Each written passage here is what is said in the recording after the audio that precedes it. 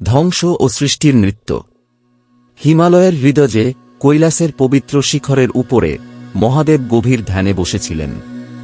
তার নীল গলা অস্পষ্টভাবে জ্বলজ্বল করে মহাবিশ্বকে বাঁচাতে তিনি যে বিষ গ্রাস করেছিলেন তার একটি অনুস্মারক।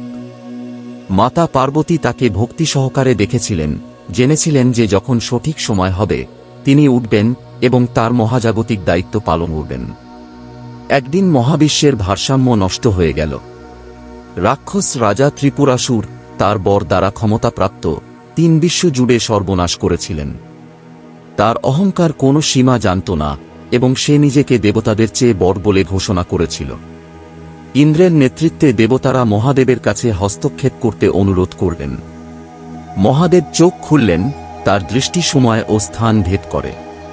তিনি বুঝতে পেরেছিলেন যে পুনর্নবীকরণের জন্য ধ্বংস আবশ্যক।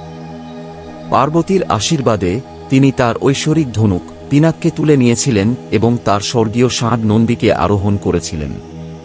তিনি যখন ত্রিপুরাসুর 3টি নগরের দিকে যাত্রা করলেন তখন তাঁর তৃতীয় নয়ন সত্যের আগুনে জ্বলে উঠল।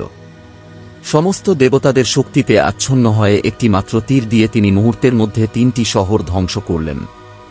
মহাবিশ্ব কেঁপে উঠল, তারপর স্বস্তির নিঃশ্বাস ফেলল। দেবগণ আনন্দিত হলেন এবং ঋষিগণ তাঁর স্তব গেয়ে উঠলেন। কিন্তু মহাদেব সর্বদা বিচ্ছিন্ন, কেবল তার চোখ বন্ধ করে তার ধ্যানমগ্ন অবস্থায় ফিরে আসে। কারণ তিনি শুধু ধ্বংসকারী ছিলেন না, সমস্ত সৃষ্টির উৎস ছিলেন।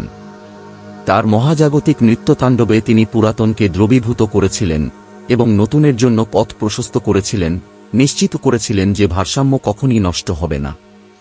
এবং এইভাবে মহাদেবের ইচ্ছার দ্বারা পরিচালিত ধ্বংস ও সৃষ্টির চিরন্তন চক্র চলতে থাকে।